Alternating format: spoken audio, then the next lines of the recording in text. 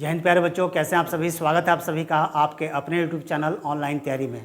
प्यारे बच्चों, हम लोग बिहार एसएससी स्पेशल तैयारी कर रहे हैं, जिसमें हम लोगों ने प्लेटफॉर्म का 2200 प्लस मैथ वाला बुक को स्टार्ट किया है, जिसमें हम लोगों ने चैप्टर रेशियो एंड प्रोपोर्शन में क्वेश्चन नंबर 1 से लेकर 70 तक बेहतरीन अंदाज में सीखा। किस तरह से अप्रोच आपको पेपर में रखना है, इस सारी चीज़ों को हमने बहुत ही बेहतर अंदाज में सीख लिया है। उम्मीद करते हैं कि आप लोग 1 से लेकर 70 तक जितना भी सवाल है सबका आपने प्रैक्टिस कर लिया होगा। आज के इस नए वीडियो में हम लोग क्वेश्चन नंबर 71 to 80 तक देखने वाले हैं, बहुत ही अच्छे तरीके से, आसान तरीक़ा से, और इतना आसान होगा कि आपको लगेगा ही नहीं कि आप पहली बार मैथ सीख रहे हैं, मैथ से प्यार हो जाएगा। ठीक ना। तो आइए हम लोग आज का पहला स्टार्ट करते हैं, क्वेश्चन 71। उससे पहले थोड़ा सा देख लीजिए, आपके लिए जो है अभी हमने बताया भी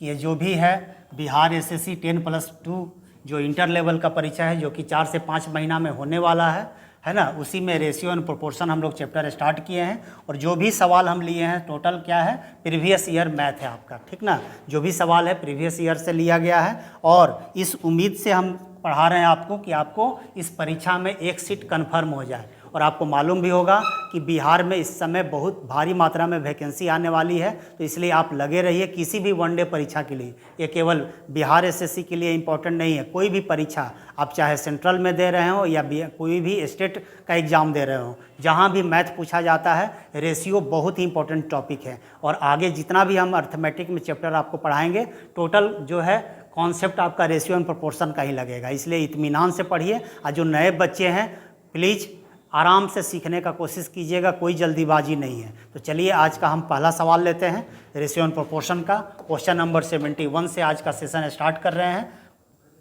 तो चलिए आज का पहला सवाल हम लोग स्टार्ट करते हैं क्वेश्चन नंबर 71 से।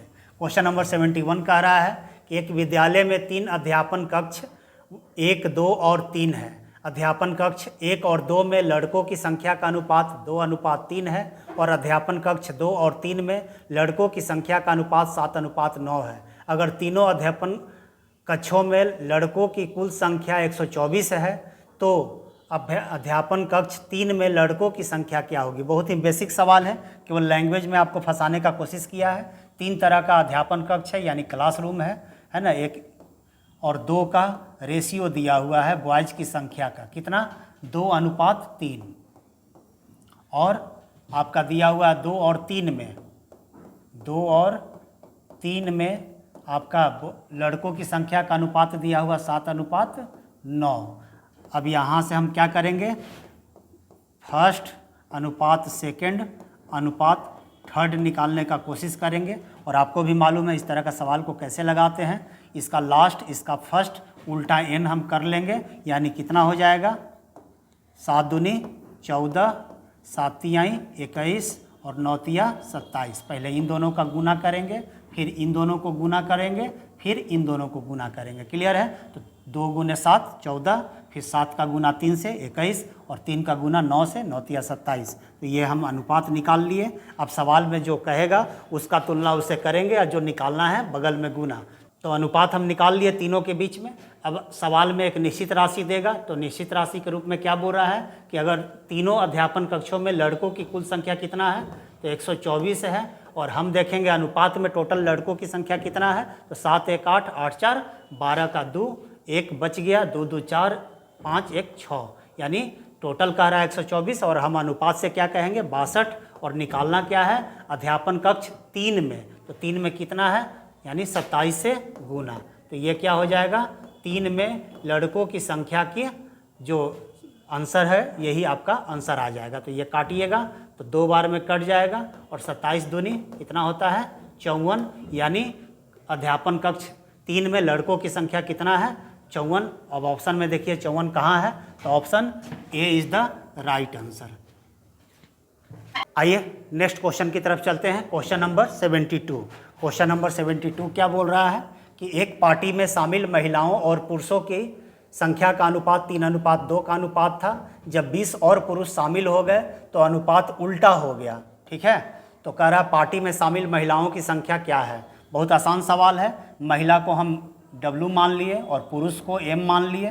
तो पुरुष महिला और पुरुष का संख्या का अनुपात कितना दिया हुआ है? 3:2, 3:2 दिया हुआ है।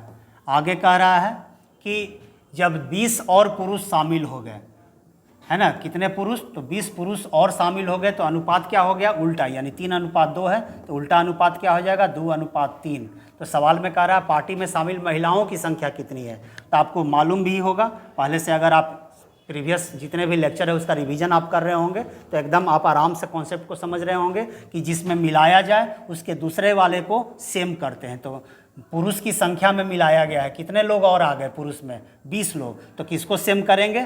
तो महिलाओं को सेम करेंगे। तो महिला को सेम करने का तरीका क्या है? 3 और 2 का एलसीएम लेंगे 6। तो 6 इसको करने के लिए कितना से गुना?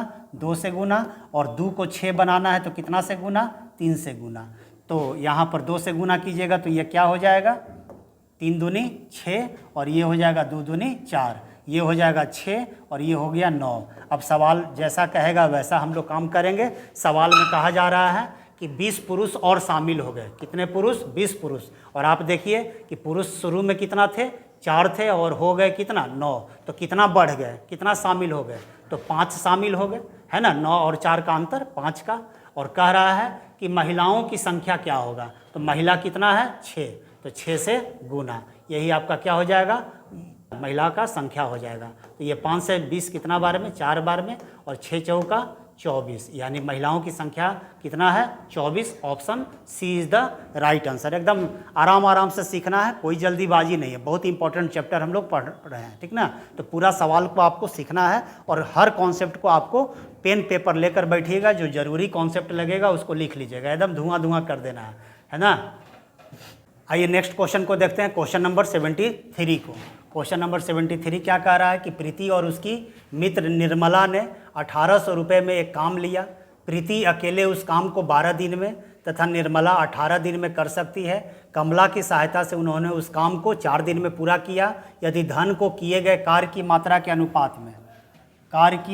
अनुपात में उन सभी में बांट दिया गया तो प्रीति का भाग क्या होगा? तो आपको यहाँ पर क्या करना होगा? इफिशियंसी तीनों का निकालना होगा। तो आप यहाँ से अगर देखा जाए तो प्रीति है, उसकी मित्र निर्मला है और कमला की सहायता से कमला भी है। तीनों मिलकर उस काम को कितना दिन में कर रहा है? तो 4 दिन में कर रहा है, ठीक है। प्रीति अकेले उस काम को कितना दिन में कर रही है? तो अकेले 12 दिन में कर रही है, लिख दीजिए यहाँ। और निर्मला के बारे में बोला जा रहा है, निर्मला 18 दिन में। निर्मला कितना दिन में? 18 दिन में। अब काम ऐसा मानिए जो 4, 12 और 18 से कट जाए, यानी 4, 12, 18 का एलसीएम क्या हो जाएगा? 36। तो 36 लाने के लिए क्या करेंगे? 4 में कितना से गुना? तो 9 चौका 36, 12 तिया 36 और ये हो जाएगा 18 दूनी 36। तो यहाँ से अगर हम कमला के बारे में इफिशियंसी निकालें तो टोटल 9 है, जिसमें से प्रीति 3 और इसका निर्मला का इफिशियंसी कितना है? 2। तो 3 2 5 अगर घटा देंगे 9 में तो कितना हो जाएगा कमला का? 4। क्लियर है। अब टोटल कह रहा है 1800 रुपया में काम लिया है इन तीनों मिलकर। तो इन तीनों का अनुपात क्या हो जाएगा? काम का बंटवारा किस रेशियो में हो रहा है? उनकी कार्य की मात्रा के अनुपात में, यानी इफिशियंसी के अनुपात में। तो टोटल कितना है? 9। तीनों मिलाकर या इन तीनों को जोड़ दीजिएंगे, 3 2 5 4 9, ठीक है। और पूछा जा रहा है किसका? तो प्रीति का भाग क्या होगा? तो प्रीति के लिए कितना से गुना? 3 से गुना। अब यहाँ 9 दूनी 18 हो गया और 3 दूनी 600 रुपया आपको किसको मिल जाएगा? प्रीति को। यानी रिक्वायर्ड आंसर आपका क्या हो गया? 600 रुपया। अब देखिए ऑप्शन में है क्या 600? तो option B is the right answer. एक एक सवाल आपको बेहतरीन अंदाज में सॉल्यूशन मिलेगा। अब इससे अच्छा आंसर आपको इस क्वेश्चन का कहीं नहीं मिलेगा पूरा यूट्यूब में। तो आप कहीं मत भटकिए, शुरू से अंत तक वीडियो को ज़रूर देखिए। और अगर आप नए हैं तो एकदम इत्मीनान से पेन पेपर भी लेकर बैठिए और आप इन प्रश्न को पहले सॉल्व करने का कोशिश कीजिए, ठीक ना। चलिए नेक्स्ट क्वेश्चन की तरफ चलते हैं। Question number 74। क्वेश्चन नंबर 74 क्या कह रहा है कि किसी कक्षा में लड़कियों की संख्या लड़कों की संख्या से 20% अधिक है। बॉयज़ और गर्ल्स, बॉयज़ की संख्या लड़कों की संख्या से, यानी लड़कों की संख्या अगर 100 है तो लड़कियों की संख्या क्या हो जाएगा? इससे 20% ज़्यादा है, यानी कितना? 120, ठीक है। 100 का 20% कितना होता है? 20। तो 20 जोड़ देंगे और इसको काटिएगा तो कितना हो गया? 20 × 5 = 100 और 20 × 6 = 20 से। अब यहाँ से हम क्या करेंगे, बॉयज़ और गर्ल्स का संख्या एग्जैक्ट निकाल लेंगे। आगे कह रहा है कि इस कक्षा में कुल कितने विद्यार्थी हैं, 66, तो टोटल 66 है। और हम कहेंगे 5 बॉयज़ और 6 गर्ल्स, यानी टोटल मिलाकर कितना, 6 5 11। बॉयज़ निकालना है तो 5 से गुना, गर्ल्स निकालना है तो 6 से गुना। काटिएगा तो 11 छक 66, यानी 6 पचे 30 और 6 छक 36। 30 कौन है, बॉयज़ है, और गर्ल्स कितना है, 36। अब आगे सवाल क्या बोल रहा है, थोड़ा इस पर फोकस कीजिएगा। हम क्या किए, टोटल संख्या है विद्यार्थियों का, उनमें से बॉयज़ कितना है और गर्ल्स कितना है लिख दिए। अब यहाँ पर आपको कह रहा है कि यदि कक्षा में 4 और लड़कियाँ भर्ती कर ली जाएं तो लड़के, पहले ऊपर में बॉयज़ है यानी 30 लिखेंगे और नीचे में लड़कियों को लिखेंगे। तो पहले से हमारे पास 30 बॉयज़ थे और गर्ल्स कितनी थी, 36, और लड़कियों को शामिल किया गया है तो लड़कियों में 4 जोड़ देंगे। अभी इसी का अनुपात पूछा जा रहा है कि लड़के और लड़कियों की संख्याओं का अनुपात क्या हो जाएगा। तो ये कितना हो जाएगा, 30, और ये 36 + 4 40। अब इसको काटिएगा तो 0 से 0 खत्म, यानी 3 अनुपात कितना हो जाएगा, 4। और यही आपका प्रश्न का आंसर होगा, अनुपात 3:4 आपका answer. Option number B is the right answer. उम्मीद करते हैं कि बहुत आराम से समझ में आ रहा होगा, आसान तरीका से समझ में आ रहा होगा, ठीक ना। ये नेक्स्ट क्वेश्चन की तरफ चलते हैं। Question number 75। क्वेश्चन नंबर 75 पढ़ने का कोशिश कीजिएगा, बहुत आसान सवाल है। सवाल कर रहा है कि इन्हीं 2 स्टेशनों के बीच प्रथम और द्वितीय श्रेणी, प्रथम और द्वितीय श्रेणी है, ठीक है, के रेल किरायों में 3:1 का अनुपात है। किराया का अनुपात दिया हुआ है, किराया का अनुपात कितना दिया हुआ है, 3:1, 3:1। और आगे कह रहा उन स्टेशनों के बीच यात्रा करने वाले प्रथम तथा द्वितीय श्रेणियों के यात्रियों की संख्या, यात्रियों की संख्या का अनुपात दिया हुआ है कितना, 1:50, 1:50। आगे कह रहा है कि यदि किसी विशेष दिन उक्त दोनों स्टेशनों के बीच यात्रा करने वाले यात्रियों से कुल रेल किराया 1325 रुपया प्राप्त हुआ हो, तो कुल किराया हम भी निकाल लेंगे, कुल किराया। तो आप ध्यान रखिएगा, कोई भी चीज़ रटना नहीं है। किराया दिया हुआ है यानी प्रति व्यक्ति किराया।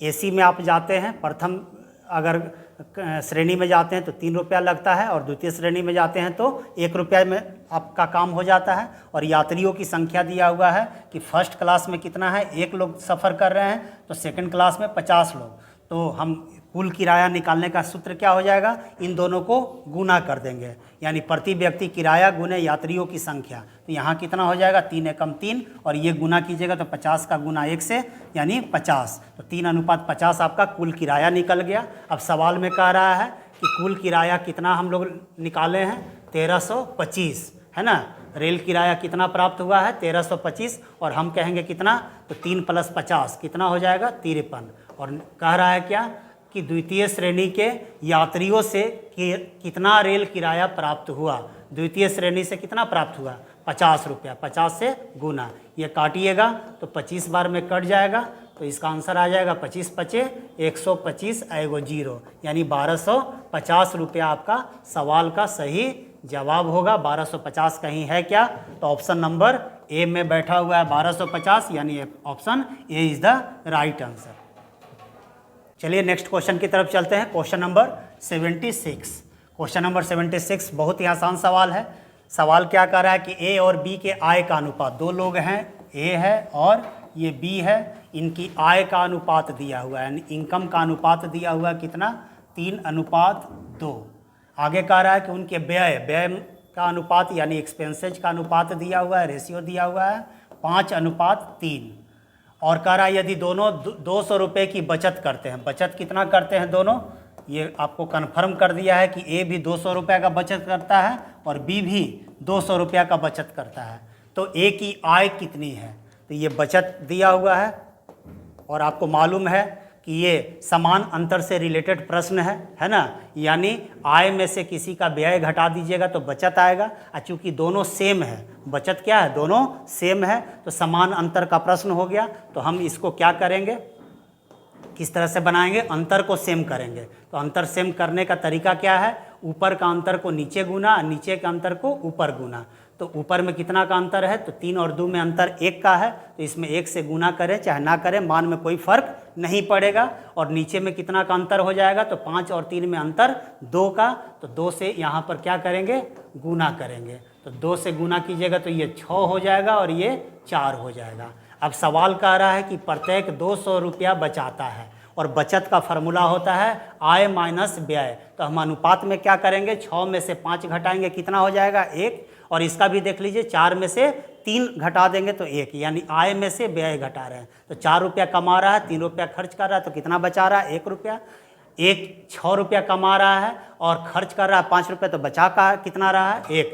तो बचत का तुलना बचत से, और क्या पूछा जा रहा है कि ए का आय कितना, तो ए का आय निकालना है तो कितना से गुना करेंगे, 6 से, यानी आंसर कितना हो जाएगा 1200 रुपया। ये जो होगा ए का क्या आ गया, आय आ गया। लीजिए आपका सवाल सॉल्व हो गया बहुत ही आसान तरीका से। अब ऑप्शन देखिए कि 1200 रुपया कहीं है क्या, तो option number C is the right answer, यानी एक आय कितना होगा 1200 रुपया। बस आपको समान अंतर पर यह सवाल था, अंतर को सेम कर दीजिए, दोनों सेम बचा रहा है तो अंतर को क्या कर देंगे, सेम कर देंगे, और आपका सवाल का जवाब बहुत आसानी से आ जाएगा। आइए अगले क्वेश्चन की तरफ चलते हैं, क्वेश्चन नंबर 77। क्वेश्चन नंबर 77 देखा जाए, सवाल कह रहा है कि यदि किसी वस्तु के मूल्य तथा विक्रय मूल्य, मूल्य मतलब क्रय मूल्य, तथा विक्रय मूल्य का अनुपात दिया हुआ है 10:11, यानी सीपी और एसपी का रेशियो दिया हुआ है 10:11, ठीक है। आगे कह रहा है तो लाभ प्रतिशत क्या होगा, तो लाभ प्रतिशत निकालना है, ठीक ना। तो आपको यहाँ से लाभ निकाल लीजिए, तो लाभ क्या हो जाएगा, विक्रय मूल्य माइनस क्रय मूल्य, अनुपात का जवाब अनुपात में, क्योंकि प्रतिशत लाभ क्या है, अनुपातिक राशि है, तो इसके लिए कोई निश्चित राशि का कोई ज़रूरत नहीं है। जब हम लाभ हानि आपको बताएंगे, प्रतिशत बताएंगे, तो ये सब सवाल बहुत ज़्यादा आपसे बनेगा, ठीक है। तो यहाँ से लाभ निकालेंगे तो लाभ कितना हो गया, 1 हो गया। अब प्रतिशत लाभ का फार्मूला आपको बताया गया होगा, क्या होता है, प्रतिशत लाभ का फार्मूला होता है लाभ बटा क्रय मूल्य, यानी सीपी, क्रय मूल्य अगुने 100, यही आपका क्या हो जाएगा, आंसर हो जाएगा। अब वैल्यू पुट कर दीजिए, तो लाभ कितना है, 1 है, क्रय मूल्य कितना है, 10 है, अगुने 100, कितना प्रतिशत आंसर हो जाएगा, तो 0 से 0 कैंसिल, यानी 10% आपका आंसर हो जाएगा। Option number A is the right answer. इसी सवाल को अगर हम डायरेक्ट बनाना चाहें तो सीपी दिया हुआ है और एसपी दिया हुआ है, तो 10:11 है, तो यहाँ से लाभ हम डायरेक्ट सोचेंगे कितना, तो 10 का वस्तु खरीदे हैं और 11 में बेच रहे हैं, तो लाभ 1 का, कितना में, तो लाभ प्रतिशत या हानि प्रतिशत हमेशा क्रय मूल्य पर कैलकुलेट किया जाता है, तो क्रय मूल्य नीचे होगा, है ना।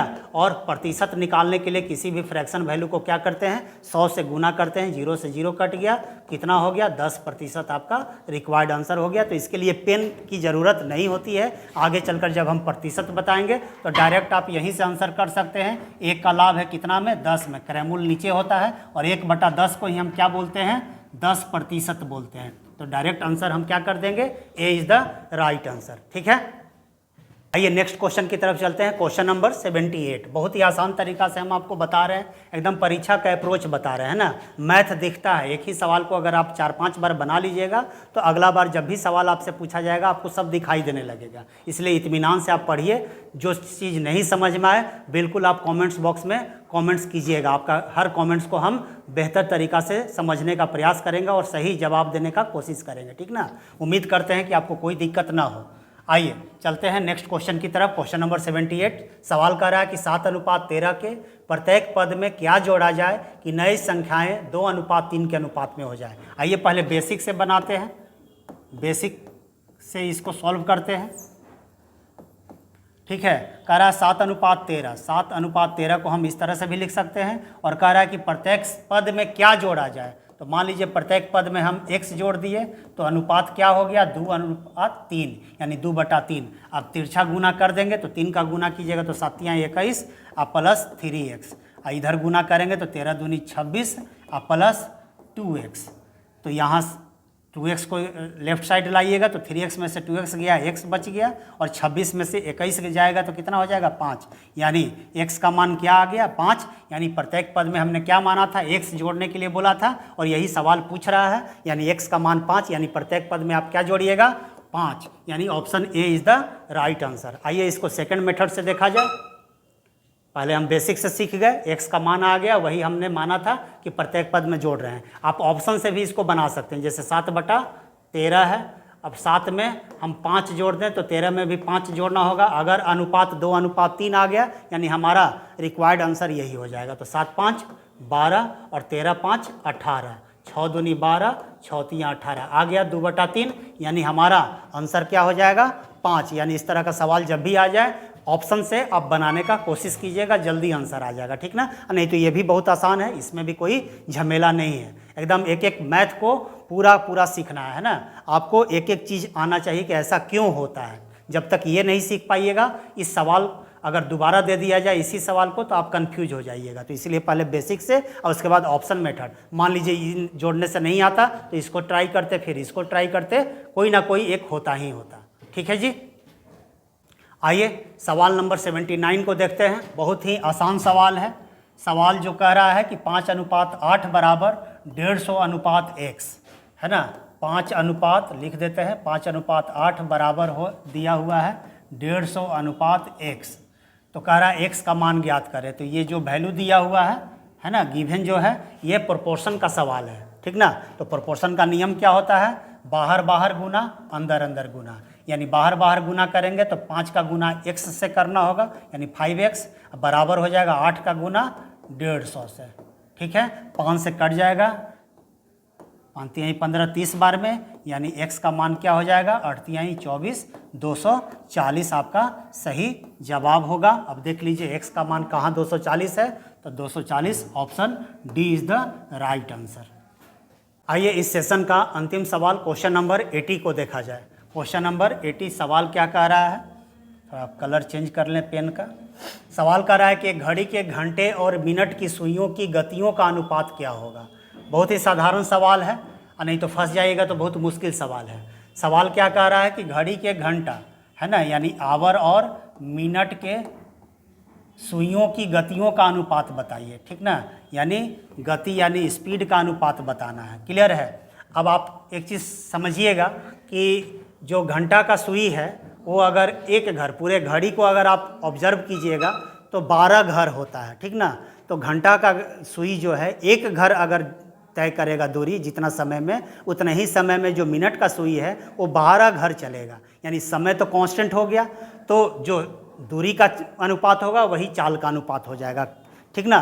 तो घंटे का जो सुई है वो एक घर चलेगा, तो ये कितना घर चलेगा 12, और यही चाल का अनुपात हो जाएगा 1:12। अब देखिए किस ऑप्शन में है 1:12, option number A is the right answer. बस ध्यान में रखिएगा, घंटा का सुई जितना समय में एक घर चलता है, मिनट का सुई उतना ही समय में 12 घर चलेगा, ठीक ना।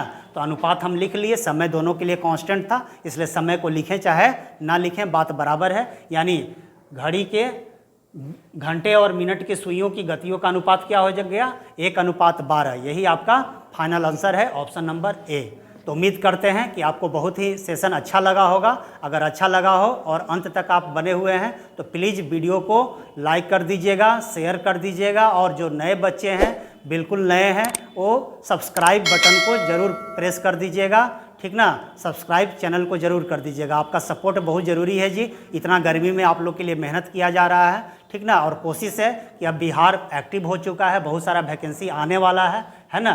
तो हम लोग भी अब प्रतिदिन कोशिश रहेगा कि आपके लिए वीडियो बनाए। थोड़ा सा नहीं वीडियो आपको डेली दे पा रहे हैं, इसलिए एकदम तहे दिल से सॉरी है, लेकिन कोशिश रहेगा कि अब आपको वीडियो रेगुलर मिले ताकि आप अपने लक्ष्य को पूरा कर सके, ठीक ना।